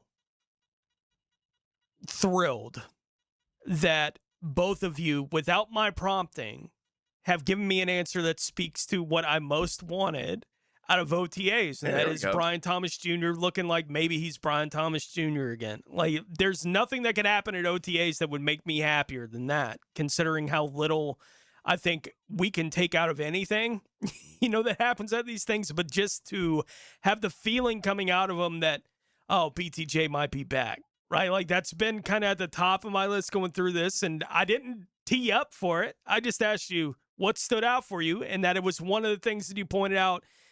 It's got me pumped, man, for that guy going into year 3. Shipley's that guy, so if he saw it, it's definitely something that's there. But look, BTJ was hard to miss.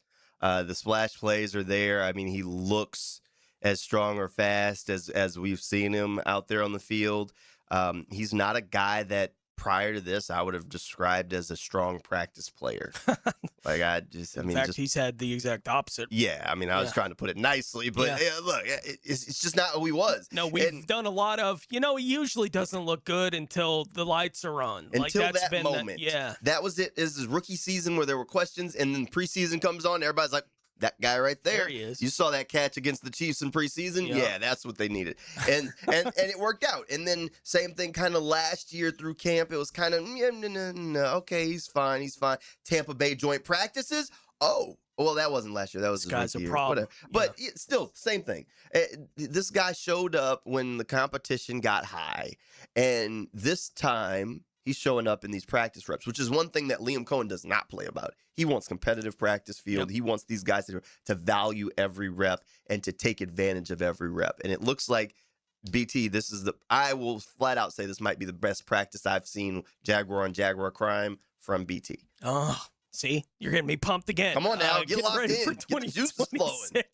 We'll see what he looks like out next week at the mini camp there for the Jacksonville Jaguars. Right now, let's take a look around the rest of the National Football League.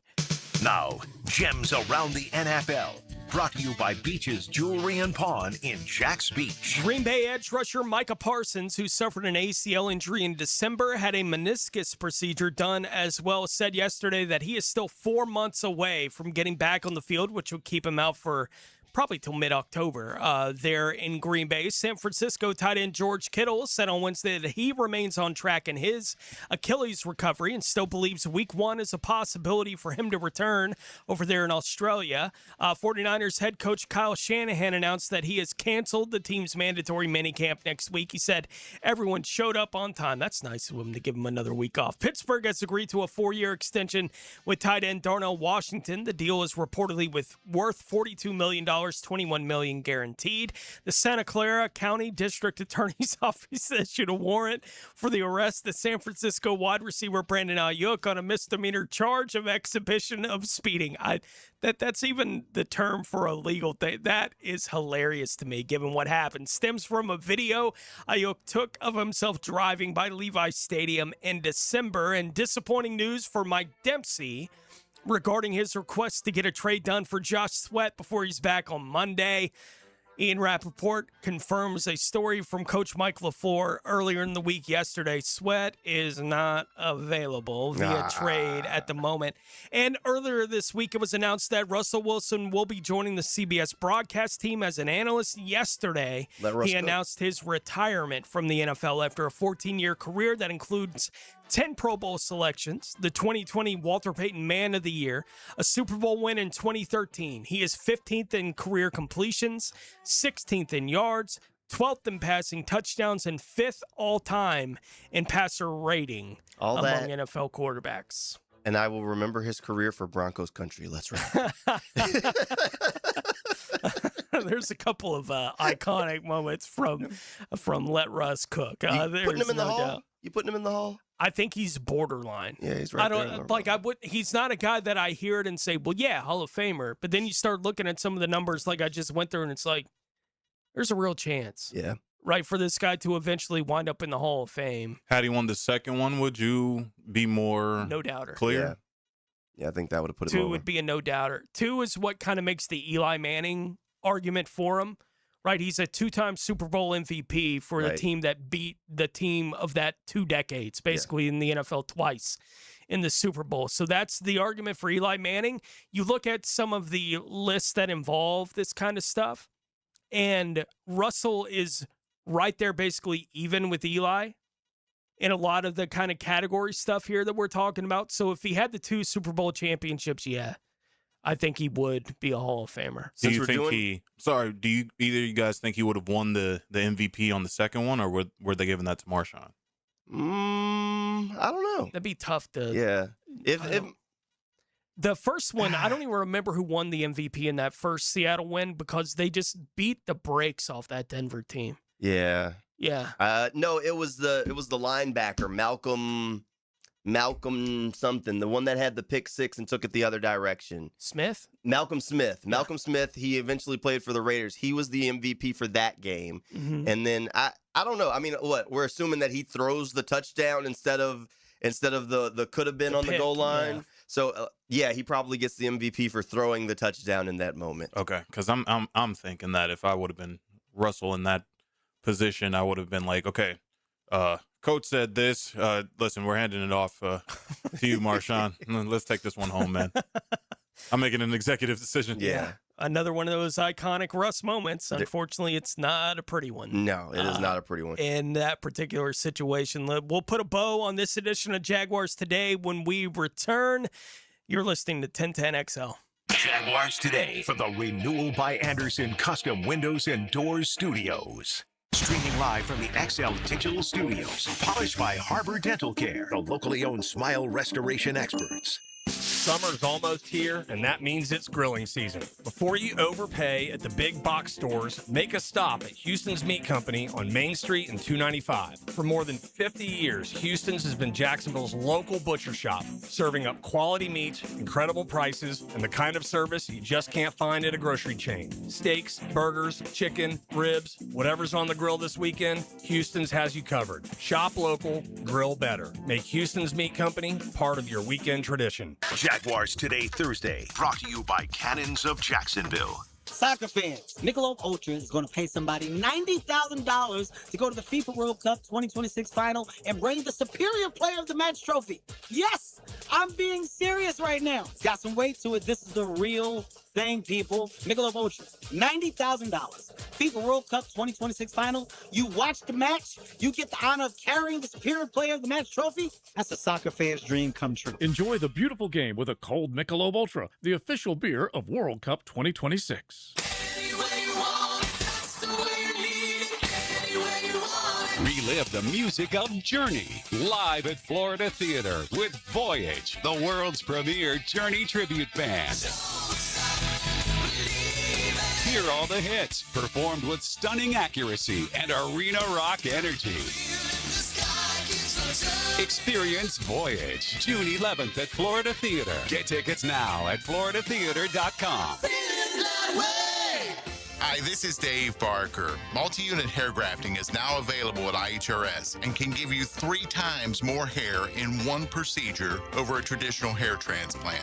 Multi-unit hair grafting gave me more hair in one procedure and within my budget. You can grow your hair back with this exclusive new procedure. Call now for your free evaluation and see if multi-unit hair grafting or PRP can restore your hair. Call 904-777-IHRS. My bald spots are gone. Thanks, IHRS. IHRS is the only clinic in the Southeast to offer all proven solutions to restore your hair and is now offering multi-unit hair grafting. One procedure, more hair. You've got nothing to lose but more hair. I feel younger, I look younger, and who doesn't want to feel better about themselves? This year, grow your hair back. Call for a free evaluation. Call IHRS 904-777-IHRS 777-4477. Steaks sizzling, drinks flowing, friends gather together. Your dream backyard starts with CSS Fireplaces and Outdoor Living. You dream it, they build it. Outdoor kitchens, fire pits, fireplaces, and more. Visit CSSFireplaces.com. Right now at Beard's Diamonds, pay $0 down and get 0 interest financing for 5 whole years. Yes, you heard it right. That $12,000 designer engagement ring is yours for just $200 a month. This makes everything affordable. How about a $6,000 diamond eternity band, just $100 a month? Say goodbye to high interest rates. Get the relief you deserve at Beard's Diamonds. But hurry, this incredible offer ends June 30th and will not be extended. How about a $3,000 pair of diamond earrings, only $50 a month? Make any purchase and spread your payments over 5 years with $0 down and 0 interest financing. Rings, earrings, bands, bracelets, pendants, colored gemstone jewelry. Let the non-commission experts at Beards help you find the perfect piece of jewelry and take advantage of our best financing offer ever. Beards Diamonds in the St. John's Town Center, Jacksonville's premier locally owned jeweler. Shop now and enjoy 0 interest financing for 5 years. Hurry, this amazing offer ends June 30th. On approved credit, some restrictions apply. See store for details. Mark Watson with Hardball Creative. Now's the perfect time to order logo coffee mugs or maybe a logoed stick brand tumbler. They're seriously ice cold and look great with your company logo. Hardballcreative.com. Hardball Creative. Hardball does it all. 1010XL, presented by Farah and Farah, exclusive injury law firm of the Jacksonville Jaguars. Focused, fueled, fearless, Farah.